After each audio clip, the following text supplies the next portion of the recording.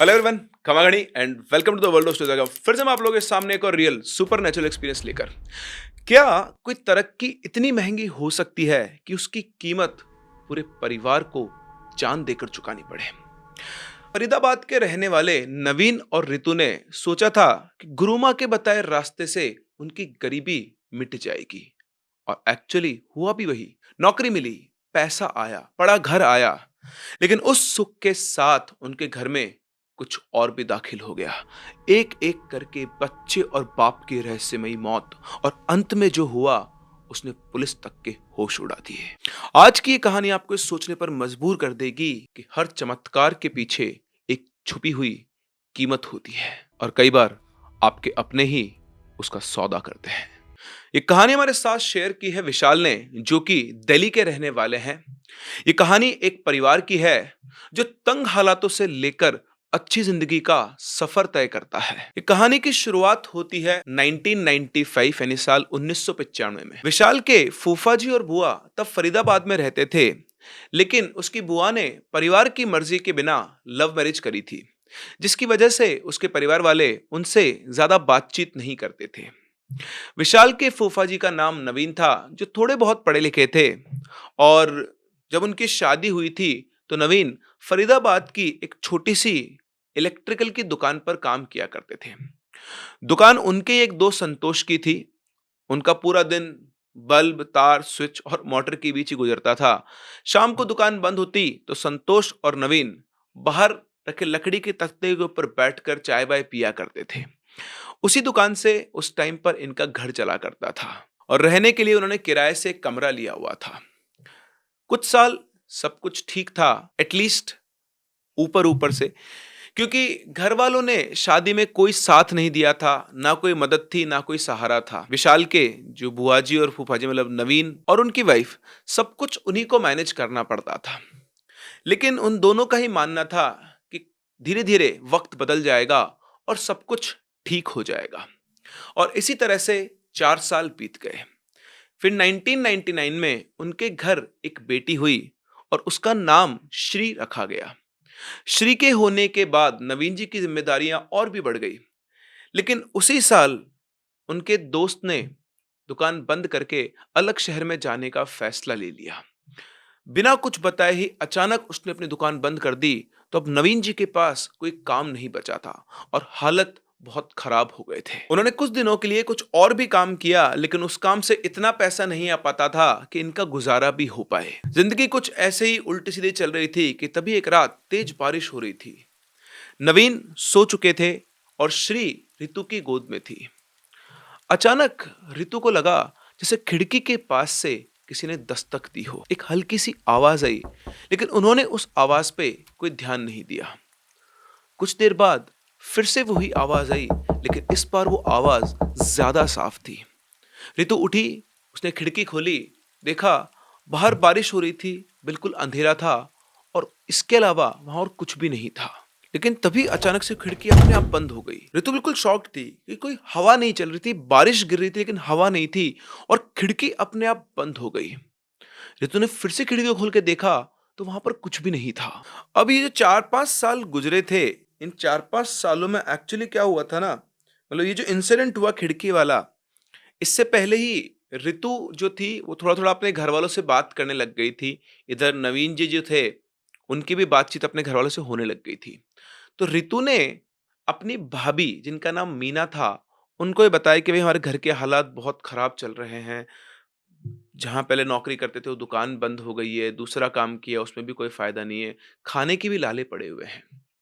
अब रितु की जो भाभी थी, जिनका नाम था मीना, वो थोड़ी स्पिरिचुअल थी। अच्छा, ये एंट्री कहाँ से हुई? तो जो खिड़की खुलने वाली बात है, इसको आप आगे जाकर कनेक्ट कर पाएंगे यहाँ से।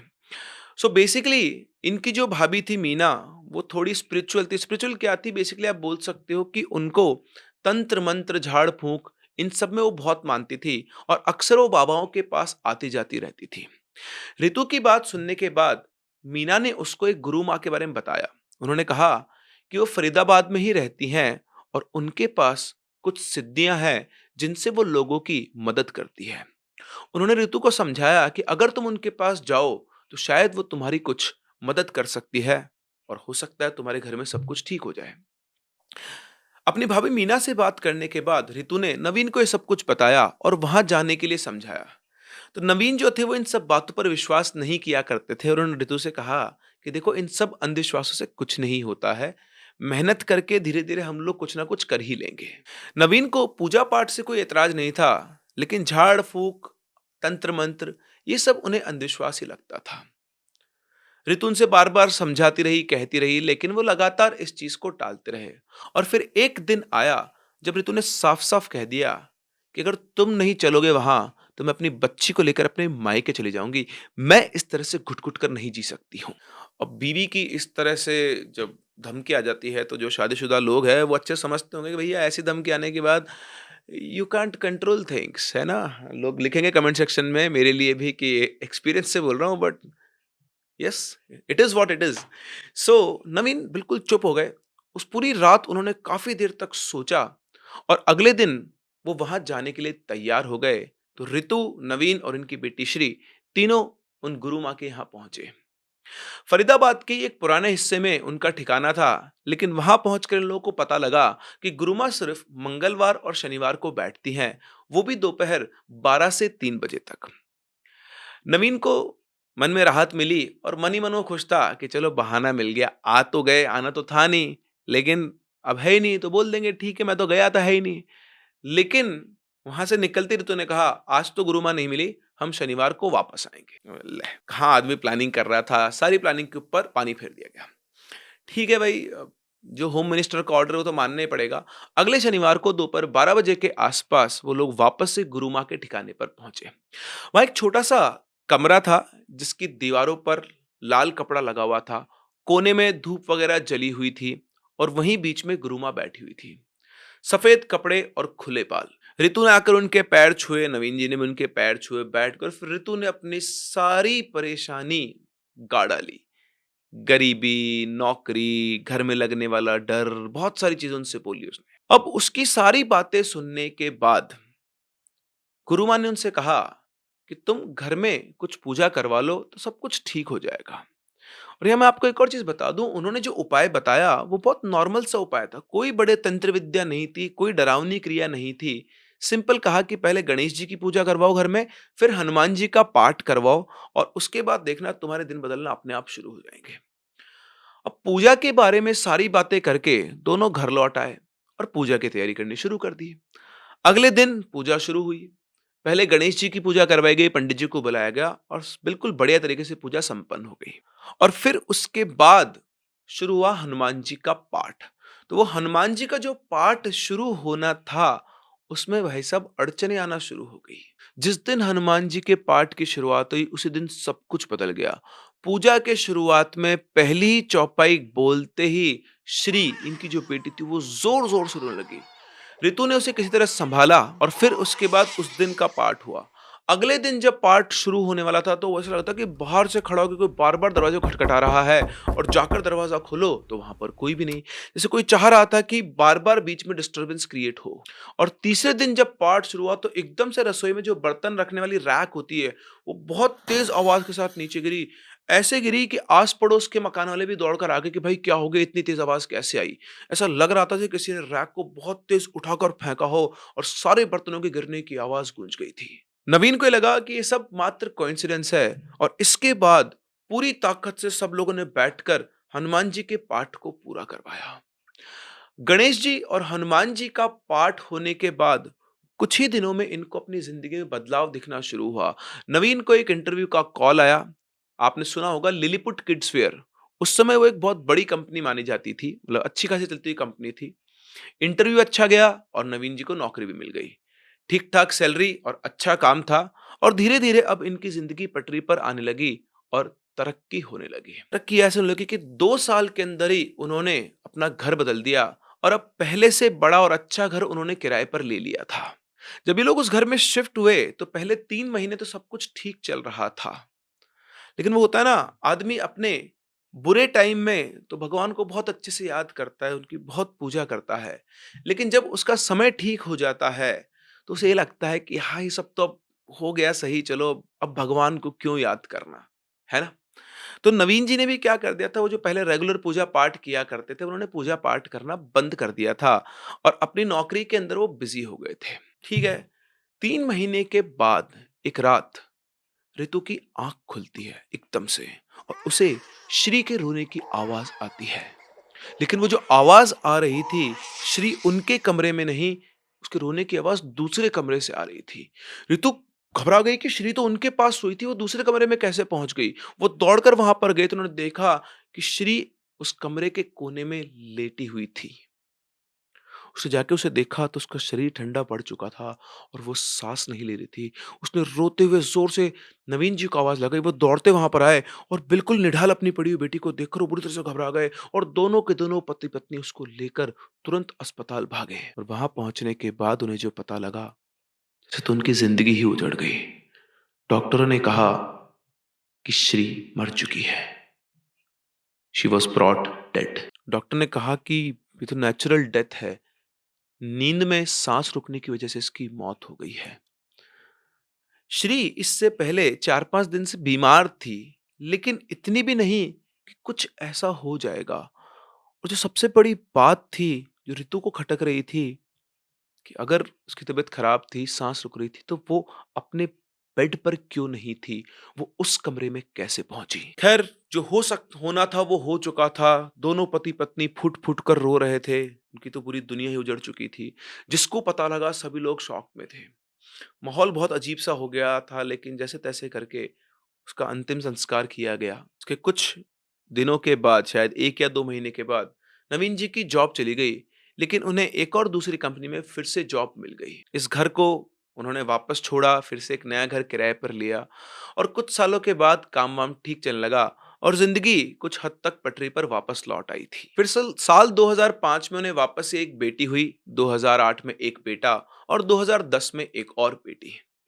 इतने सालों में अब उन्होंने काम-दाम करके अपना खुद का घर खरीद लिया था और नवीन अपनी कंपनी में तरक्की करते-करते गाजियाबाद ब्रांच के मैनेजर बन गए थे। पैसा और इज्जत दोनों आने लगे थे। बाहर से देखने से सब कुछ ठीक लग रहा था। लेकिन इसी दौरान उनके घर में कुछ अजीब घटने लगा। एक रात नवीन ऑफिस से देर से लौटे। ऋतु रसोई में थी, तभी उनका बेटा धीरे से चलते हुए उनके पास आया और वो डरते हुए बोला, "पापा, कोई मुझे बुला रहा है।" नवीन ने उनसे पूछा, "कौन बुला रहा है कान्हा?" तभी उस उनके बेटे ने अपने कमरे की तरफ इशारा किया और कहा कि झरके के पास से कोई बुला रहा है। झरका यानी जो घरों के अंदर खिड़की होती है, उसके ऊपर छोटा सा एक रोशनदान बना हुआ होता है, तो उसको ये लोग झरका बोलते थे। तो वो जो इनका झरका था, वो सीधा सीढ़ियों की तरफ खुला करता था। नवीन ने उसकी तरफ देखा और बोला कि बेटा, वहां तो कुछ भी नहीं है। तभी उसके बेटे ने कहा कि वो हर दिन वहीं से बुलाता है पापा, मेरा नाम लेके बुलाता है। अपने बेटे की ये बात सुनकर नवीन को थोड़ा अजीब सा लगा और उन्होंने डिसाइड किया कि आज रात उस कमरे में वो सोएंगे। तो वो खुद उस कमरे में रुके, लाइट बंद थी, वो झरका खुला हुआ था और बहुत देर तक कुछ भी नहीं हुआ। लेकिन फिर एक बहुत हल्की सी आवाज आई। वो आवाज वाकई में उस झरके से ही आई थी। उस आवाज को सुनते नवीन उठ बैठे, उन्होंने दरवाजा खोला और सीढ़ियों तक गए, लेकिन वहां पर कुछ भी नहीं था। जब वहां कुछ नहीं दिखा तो उन्हें लगा कि शायद बेटे के बोलने की वजह से उन्हें भी वहम हुआ होगा और वो वापस आकर उस कमरे में सो गए। लेकिन उसके बाद दोबारा उन्हें कोई आवाज नहीं आई। लेकिन सिर्फ नवीन जी या उनका बेटा ही नहीं, इनके घर में कुछ ना कुछ चल रहा था। ऋतु ने उनको बताया, नवीन जी को, उनको लगता है कि जैसे कोई नंगे पांव सीढ़ियां चढ़ रहा है। इसके अलावा उन्होंने ये भी बताया कि ऋतु ने नवीन जी को कि उनकी जो छोटी बेटी है, सबसे छोटी वाली, वो अकेले कमरे में बैठकर ऐसा लगता है जैसे किसी से बातें कर रही हो।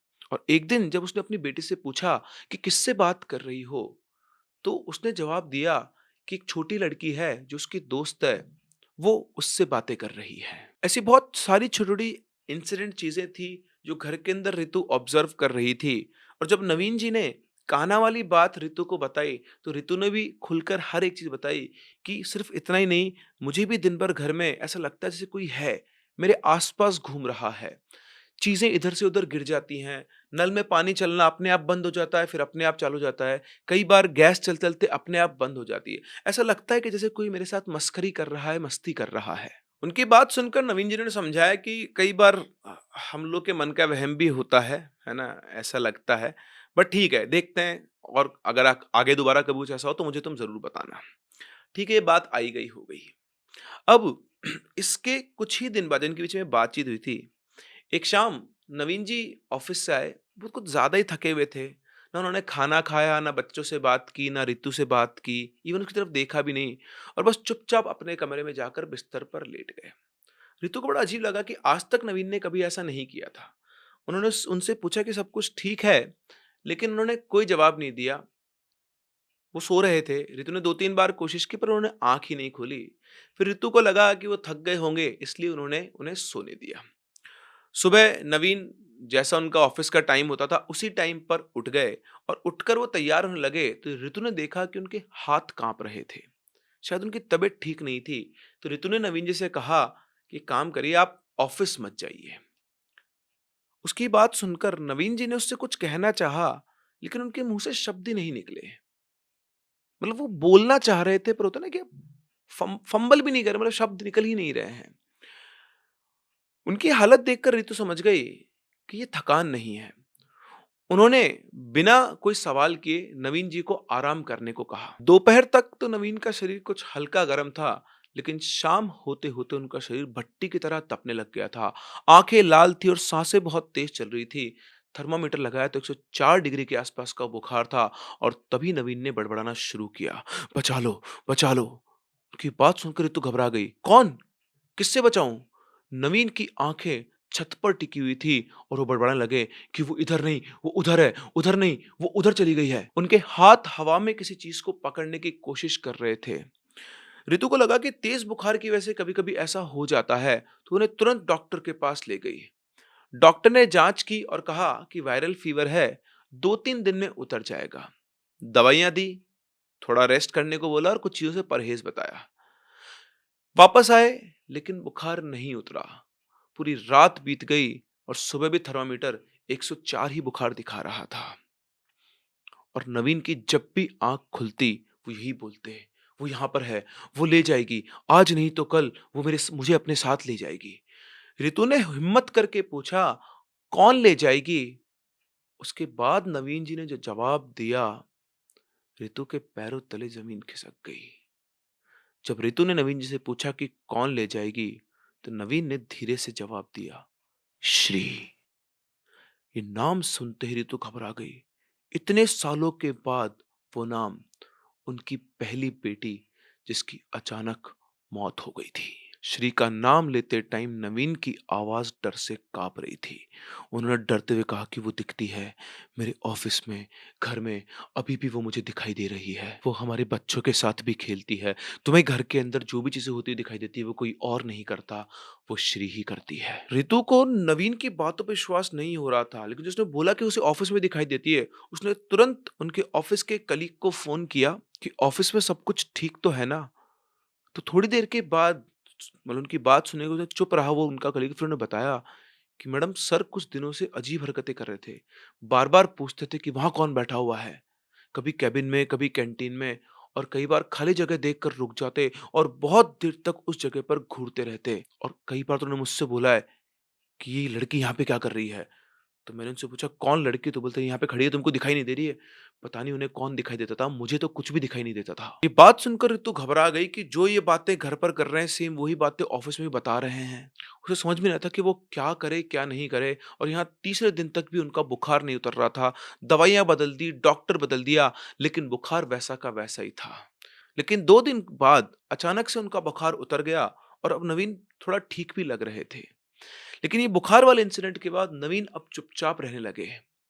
ऋतु अब और इंतजार नहीं कर सकती थी। इतने सालों बाद श्री का नाम और फिर नवीन जी के साथ ऐसा होना, वो घबरा गई थी। वो उसी दिन सीधा नवीन को लेकर फरीदाबाद वाली उन्हीं गुरु माँ के पास जाने का सोचती है। जिस दिन उसने डिसाइड किया वो दिन बुधवार का था। उसे पता था कि बुधवार को गुरु माँ नहीं बैठती है। लेकिन वो डिले नहीं कर सकती थी, वो तो नवीन को लेकर वहाँ पहुँच गई। उसने बहुत विनती की, हाथ जोड़े कि गुरु माँ को दिखा दो और तब जाकर गुरु माँ ने नवीन के ऊपर एक नज़र डाली। फिर अपने आँखें बंद कर ली और करीबन आधे घंटे के बाद बोलती है, ये काम मेरे बस का नहीं है। ऋतु की एकमात्र उम्मीद गुरु माँ थी। पता नहीं उन्होंने ऐसा क्या देखा कि उन्होंने हाथ जोड़ दी कि भाई मैं इस आदमी को हाथ नहीं लगा सकती हूँ। ऋतु ने उनसे बहुत मिन्नतें की, तो गुरु माँ ने बताया कि उत्तर प्रदेश के बुलंदशहर में एक बाबा हैं, उन्हें कई सिद्धियां प्राप्त है। वहां एक बार जाओ, शायद वो बता सकते हैं और वो ही कुछ ठीक कर सकते हैं।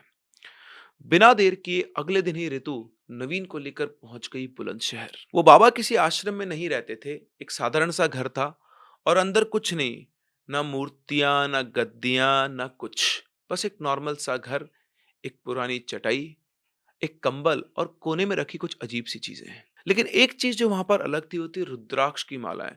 बहुत सारी रुद्राक्ष की मालाएं, और हर माला के बीच जलती हुई एक धूप बत्ती, जिससे पूरे कमरे के अंदर खुशबू और धुआं फैला हुआ था। वो लोग बाबा के सामने आए और अभी बैठे भी नहीं थे कि बाबा ने कहा, तुम्हारी बेटी जो सालों पहले मर गई थी, वो अभी तुम्हारे साथ है। उनकी बात सुनकर ऋतु फटी हुई आंखों से उनकी तरफ देख रही थी। इसके बाद बाबा रुके नहीं, उन्होंने और बोलना शुरू किया, लेकिन वो अकेली नहीं है, उसके साथ उससे भी बड़ी शक्ति है जो तुम सबको खत्म करने के इरादे से आई है। ऋतु घबरा गई, उसने कांपती आवाज में पूछा, हमारे साथ ही क्यों बाबा? बाबा बोले, 1995 में जिस किराए के घर में तुम लोग रहते थे, वो तभी से तुम्हारे साथ लगी हुई है। उनके बोलते ही ऋतु को वो अपना पहला किराए का कमरा याद आ गया। और उसके बाद बाबा ने जो बताया, उससे ऋतु का दिमाग घूम गया। उन्होंने बताया कि तुम्हारी बेटी श्री की अकस्मात मृत्यु हो गई थी ना? उन्होंने कहा, हाँ बाबा, मुझे तो मौका ही नहीं मिला। तो उन्होंने कहा, मौका मिलता भी कैसे? उसी शक्ति ने तुम्हारी बेटी को मारा था, और वही ताकत अब तुम्हारे पति के पीछे पड़ी हुई है। उनकी ये बात सुनकर नवीन ने बोला, उसकी जबान खुली उनके सामने, लेकिन बाबा हमने तो पूजा की थी, फिर क्यों? तो बाबा ने कहा, पूजा की वजह से ही उस घर के अंदर जब तक तुम रहे सब कुछ ठीक रहा, लेकिन फिर जब तुमने पूजा पाठ बंद कर दिया, तो उस शक्ति को फिर से आजादी मिल गई। उनकी ये बात सुनकर रितु रोते हुए पूछने लगी कि अब क्या करूं बाबा, आप ही कुछ करिए, कोई उपाय बताइए जिससे हमारा इससे पीछा छूटे। उसके बाद बाबा बोले कि तुम लोग 3 दिन बाद वापस आना, कुछ सामान लगेगा, मैं उसकी लिस्ट बना के तुमको दे देता हूँ, वो लेकर आना, लेकिन याद रखना ये आखिरी कोशिश होगी। इसके बाद रितु और नवीन वापस घर लौट आए। 3 दिन का इंतजार था, लेकिन वो कहते हैं ना, होनी किसी का इंतजार नहीं करती। अगले ही दिन 8 अगस्त 2014 नवीन का देहांत हो गया। ये सब अचानक हुआ, उनके मौत की कोई वजह पता ही नहीं चली। रात को सोए लेकिन सुबह उठे नहीं।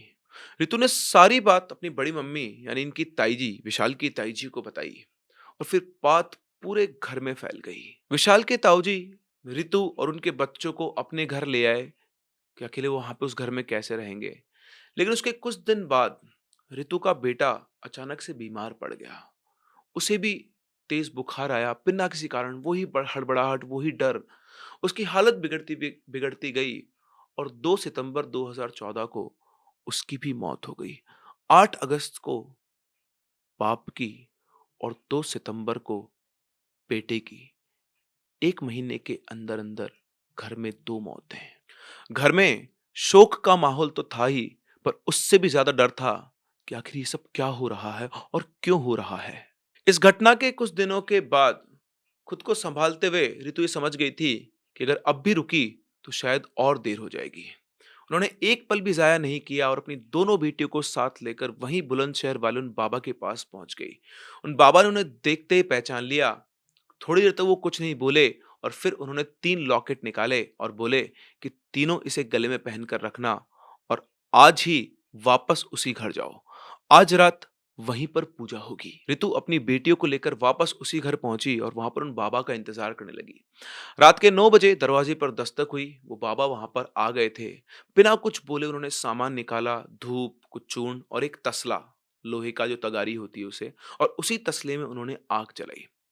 उन बाबा ने रितु और दोनों बेटियों को 3-3 रुद्राक्ष दिए और कहा कि मुट्ठी बंद रखो, और जब तक कहूं नहीं तब तक मत खोलना। तीनों ने हाथ बंद कर लिए, पूजा शुरू हुई और उन बाबा ने धीमे स्वर में मंत्र पढ़ने शुरू किए और तभी एक जोर से हवा का झोंका आया, इतना तेज कि तसले के अंदर लगी हुई आग एक झटके में बुझ गई। बाबा ने अपने मंत्र पढ़ना और तेज कर दिया और उसके बाद दोबारा आग जलाई और थोड़ी देर मंत्र पूजा करने के बाद उन्होंने कहा कि पूजा पूरी हो गई है, अब तुम्हें यहाँ कोई परेशान नहीं करेगा। इसके बाद वो बाबा वहां से चले गए। रितु ने भी थोड़ी-सी सुकून की साँस ली कि चलो वो बाबा आए और अब मैं अपने परिवार को साथ लेकर रहूँगी। जो भी हुआ उसे तो मैं बदल नहीं सकती, लेकिन ज़िंदगी में आगे बढ़ना पड़ेगा। लेकिन इसके 3 दिन बाद ही पता नहीं क्यों रितु और उसकी दोनों बेटियों ने सल्फ़ास खा लिया था। उन्होंने किसी से बात नहीं की, किसी से कुछ शेयर नहीं किया और अगले दिन घर के अंदर मिली ये 3 लाशें।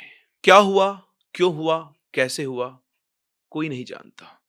पुलिस आई, नॉर्मल एक केस रजिस्टर हो गया, लेकिन मात्र 2 से 5 महीने के समय में एक ही परिवार के 5 लोग चले गए और जो 2 लोग पहले गए थे, उन्हें दिखाई देती थी इनकी पहली बेटी श्री और उन बाबा के अनुसार श्री के साथ थी कोई ऐसी खतरनाक ताकत जो इन सबकी जान के पीछे पड़ी हुई थी। तो ये था विशाल की बुआ के साथ हुआ एक ऐसा दर्दनाक इंसिडेंट कि क्या हुआ, कैसे हुआ, किसी को कुछ भी पता नहीं चल पाया और वो शक्ति कौन थी, ये आज तक भी इन लोगों को पता नहीं है। वो जो पहले किराए के घर में रहते थे, वहाँ पहले से थी या उनके ऊपर कुछ किया गया था? इस सवाल का जवाब तो ना विशाल के पास है, ना मेरे पास है। हाँ, अगर आपको इस स्टोरी में इस चीज़ का कोई लिंक मिला हो, तो आप हमें अपने व्यूज़ कमेंट सेक्शन में ज़रूर बताएँ। हम लोग मिलते हैं अपनी अगली कहानी में, तब तक के लिए keep loving and keep listening.